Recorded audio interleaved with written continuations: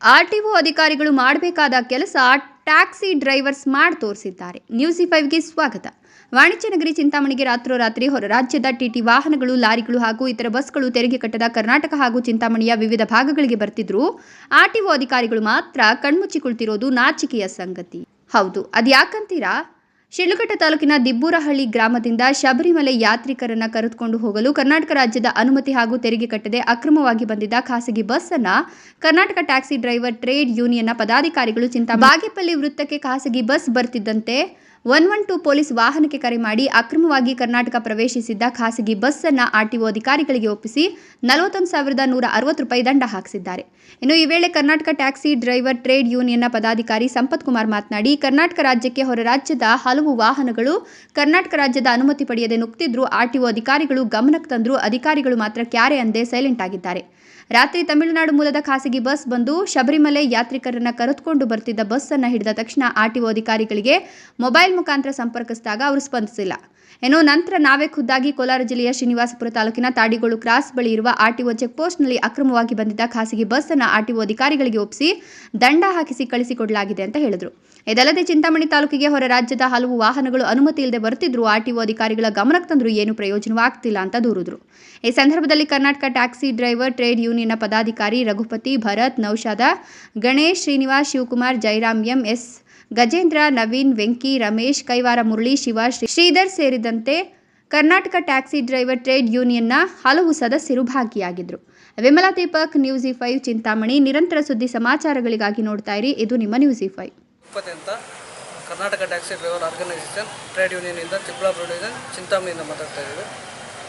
ನಮ್ಮ ಈಗ ಇಲ್ಲಿ ತಮಿಳುನಾಡು ಮತ್ತು ಆಂಧ್ರ ಪ್ರದೇಶದಿಂದ ಅತಿ ಹೆಚ್ಚು ಗಾಡಿಗಳು 51 ಸೀಟ್ರು ಈ ಬಸ್ಸುಗಳು ರಾತ್ರೋರಾತ್ರಿ ಬಂದು ಶಬರಿಮಲೆ ಯಾತ್ರಾರ್ಥಿಗಳನ್ನು ಪಿಕಪ್ ಮಾಡಿಕೊಂಡು ಶಬರಿಮಲೆ ಯಾತ್ರೆ ಮಾಡುತ್ತಿದೆ. ಆದ್ದರಿಂದ ನಮಗೆ ಇಲ್ಲಿರ್ತಕ್ಕಂಥ ಸಾರಿಗೆ ಬಸ್ಸುಗಳ ಮಾಲೀಕರಿಗೆ ಮತ್ತು ಚಾಲಕರಿಗೆ ಭರಿಸಲಾರದಂಥ ನಷ್ಟ ಆಗ್ತಾಯಿದೆ. ನಾವು ತೆರಿಗೆಗಳು ಕಟ್ಕೊಂಡು ಬಸ್ಸುಗಳು ನಡೆಸ್ಕೊಂಡಿದ್ದೀವಿ. ಕೆಲವರ ಏಜೆಂಟ್ಗಳು ಮತ್ತು ನಮ್ಮಲ್ಲೇ ಇರ್ತಕ್ಕಂಥ ಕೆಲವು ನುಸುಳುಕೋರರ ಒಂದು ಕುಮ್ಮಕ್ಕಿನಿಂದ ಇವೆಲ್ಲ ನಡೀತಾ ಇದೆ. ಇದಕ್ಕೆ ಆರ್ಟಿಒ ಸಾಹೇಬರು ಎಚ್ಚೆತ್ತುಕೊಂಡು ರಾತ್ರಿ ವೇಳೆಯಲ್ಲಿ ಗಸ್ತು ಮಾಡಿ ಆ ಬಸ್ಸುಗಳನ್ನು ಕಾರ್ಯಾಚರಣೆ ಮಾಡಿ ನಮ್ಮ ಸರ್ಕಾರಕ್ಕೆ ನಷ್ಟ ಆಗ್ತಾ ಇರ್ತಕ್ಕಂಥ ತೆರಿಗೆ ಹಣವನ್ನು ಕಟ್ಟಿಸ್ಕೋಬೇಕಾಗಿ ವಿನಂತಿ. ಅದನ್ನು ನಿಲ್ಲಿಸಿದ್ರೆ ಉತ್ತಮ ಅಂತ ನಾವು ಹೇಳ್ತಾ ಇದ್ದೀವಿ. ನಾವು ಯಥೇಚ್ಛವಾಗಿ ಮಾಹಿತಿಗಳನ್ನು ಮತ್ತು ನಮ್ಮ ಮನವಿಗಳನ್ನು ಆರ್ಟಿಒ ಅಧಿಕಾರಿಗಳು ಕೊಟ್ಟಿದ್ದೀವಿ. ಬಟ್ ಯಾವುದೇ ಪ್ರಯೋಜನ ಆಗ್ತಾಯಿಲ್ಲ. ಆರ್ಟಿಒ ಸಾಹೇಬರು ಯಾರೂ ಕೆಲಸ ನಮಗೆ ಕರೆಕ್ಟಾಗಿ ಮಾಡಿಕೊಡ್ತಾ ಇಲ್ಲ. ಇದೇ ರೀತಿ ನಿರ್ಲಕ್ಷ್ಯ ಮಾಡಿದ್ರೆ ಮುಂದಿನ ದಿನಗಳಲ್ಲಿ ಉಗ್ರ ಹೋರಾಟ ಮಾಡೋಕ್ಕೆ ನಾವು ಮನವಿ ಮಾಡ್ಕೊತಾ ಇದ್ದೀವಿ. ನೋಡಿ, ನಿನ್ನೆ ಒಂದು ಘಟನೆ ನಡೆಯಿತು. ಆ ಘಟನೆ ಏನಪ್ಪ ಅಂದರೆ, ತಮಿಳುನಾಡಿಂದ ಬಂದು ನಮ್ಮ ಚಿಂತಾಮಣಿ ಹತ್ರ ಬಂದು ಒಂದು ಏನೂ ಟ್ಯಾಕ್ಸ್ ಕಟ್ಟದೆ ಒಂದು ಬಸ್ ಬಂದು ಪಿಕಪ್ ಮಾಡ್ತಾಯಿತ್ತು. ಶಬರಿಮಲೆ ಯಾತ್ರೆ ಪಿಕಪ್ ಮಾಡ್ತಾಯಿತ್ತು. ಅದಕ್ಕೋಸ್ಕರ ನೋಡಿ, ನಾವೆಲ್ಲ ನಮ್ಮ KTDO ಸದಸ್ಯರೆಲ್ಲರೂ ಸೇರಿ ನಾವು ಅದನ್ನು ಕಾರ್ಯಾಚರಣೆ ಮಾಡಿದ್ದೀವಿ. ನಿಲ್ಲಿಸಿ ಅದನ್ನು ಟ್ಯಾಕ್ಸ್ ಕಟ್ಟಿಲ್ಲ, ಏನೂ ಇಲ್ಲ.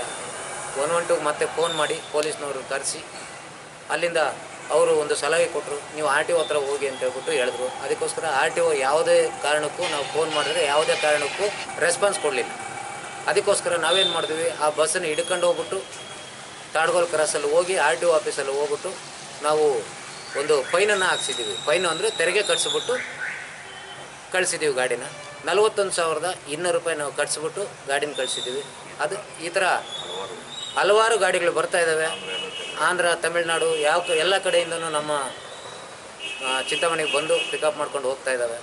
RTO ಅಧಿಕಾರಿಗಳು ಏನು ಕೆಲಸ ಮಾಡಬೇಕು ಅಂದರೆ, ಆಚೆ ಕಡೆಯಿಂದ ಬಂದ ತೆರಿಗೆ ವಂಚಿತವಾಗಿ ಬಸ್ಗಳು ಬರ್ತವೆ, ಅದನ್ನು ಅವರು ಹಿಡಿದು ಫೈನ್ ಹಾಕುವ ಕೆಲಸ ಮಾಡಬೇಕು.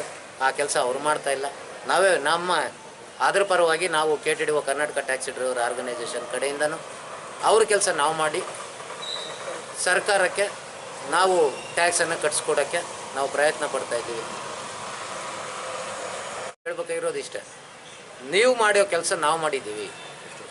ಎಷ್ಟೋ ಸರಿ ನಾವು ಕಂಪ್ಲೇಂಟು ಕೊಟ್ಟಿದ್ದೀವಿ, ಫೋನ್ಗಳು ಮಾಡ್ತೀವಿ, ರೆಸ್ಪಾನ್ಸ್ ಇಲ್ಲ.